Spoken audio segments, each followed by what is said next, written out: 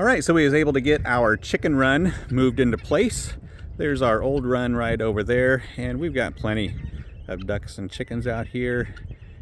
So what we have here is our run with a small little chicken coop in it, and this is where we're going to put our new chicks and have before we introduce them to the whole flock. And so this is going to be for our starters, and then this will be for the adults, and that way we can introduce them to the flock when they're ready for that. So here we go. We're pretty excited about this. There they go in, no trouble at all. They enjoy it. 9 by 13 by 6.5 chicken run that was sent to me at no charge for this review, and I tell you what, I really like this chicken run. There was some assembly that goes to it, so let me show you the assembly of the frame, and then we'll come back and we'll look at the rest of the chicken run. So the first thing that you want to do here is pull everything out of the box, separate it, and combine it by letters and numbers, and then you just want to compare it to the parts list.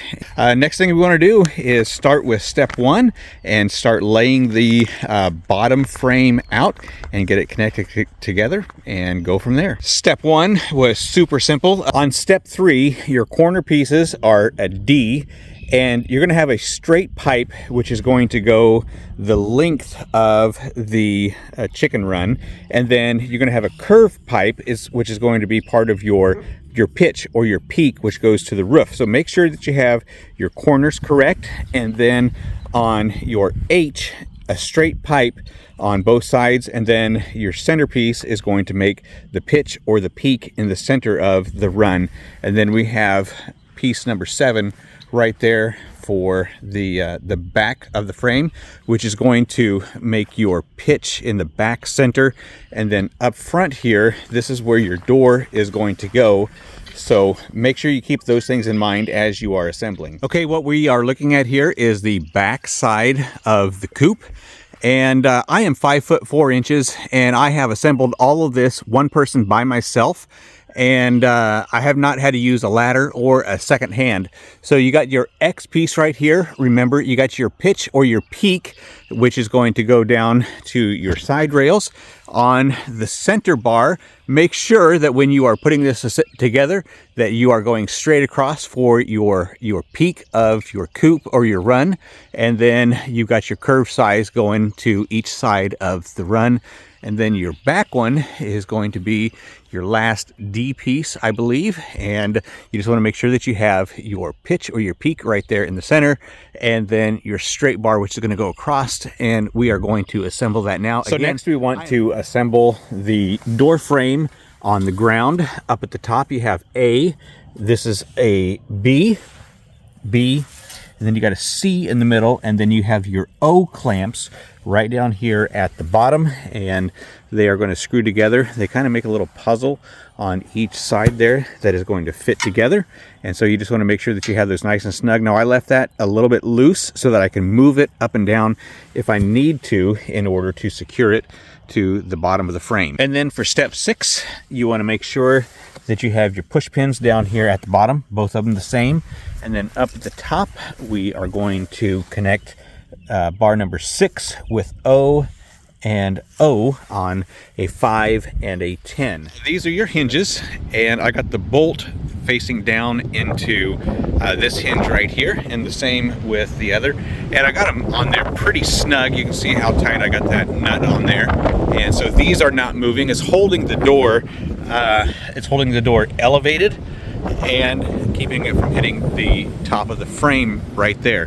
Now these are going to be your door locks, and so make sure that you get the little flat end, that push end, over on this side, and you want to be you want to have it snug but not too snug, because that's the way your door is going to open and close. You got 2 of those. All right, so next we got our perches installed on the pole, and those are pretty snug in there, just like that. All right, so when we was putting on the chicken wire, this is the longest process of the entire assembly. So if you'll look here, there's a lot of zip ties. There's actually 250 zip ties, and we put these zip ties on all the way around this, all the way around the chicken run. and we did run out of zip ties. So you might want to use those sparingly. But if you do run out of zip ties, there is still another option. They give you a roll of wire, and I'll show you how I use this roll of wire. I started right here with the wire, and I just started wrapping it around the chicken wire and the frame, and I went all the way up and around.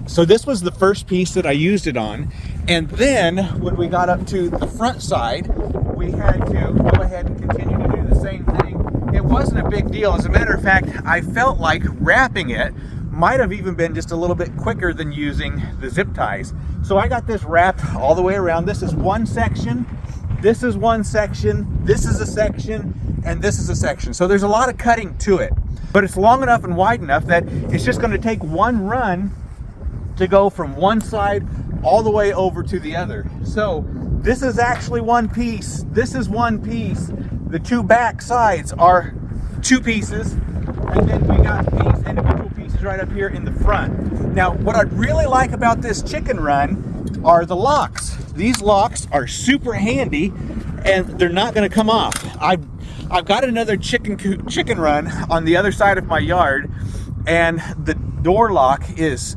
terrible, but these are ideal. I really like these locks, and I like the way that they work. Now on the inside here, we actually have perches for the chickens, and they're going to absolutely love this, I tell you what. And then they can also be in the shade with this tarp. This tarp was really easy to put on. You can see that they give you these little bungee straps that we put on, and so it's just going to cover half of the run, of course. Okay, so they do give you tent stakes, and these stakes are going to go in to each one of the feet right here. You can see each one of the feet have two holes, one on the inside, one on the outside. You do want to make sure that you stake it down, because this is going to be like a great big windsock, and it could literally lift up your chicken coop, your chicken run. So make sure that you get all of your tent stakes in.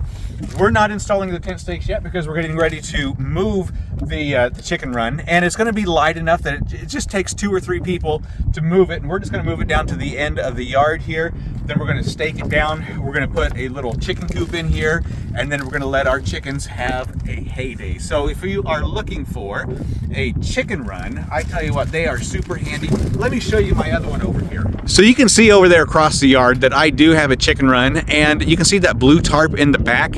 We get a lot of wind out here, and over the course of a year, it broke the zip ties and it has ripped the tarp. I do have another tarp on top. That's what I used for winter to block the snow. We got about 25 inches at one time, and so that was super helpful. You can see the roosters over there, and we're getting ready to have this other chicken run on the other side of the yard, just so that they have another place to play. All right, so we was able to get our chicken run moved into place. There's our old run right over there, and we've got plenty of ducks and chickens out here, and they're going to be checking this out soon. So there you go. Super nice chicken run. I'm very happy with it, and I think that you will be too.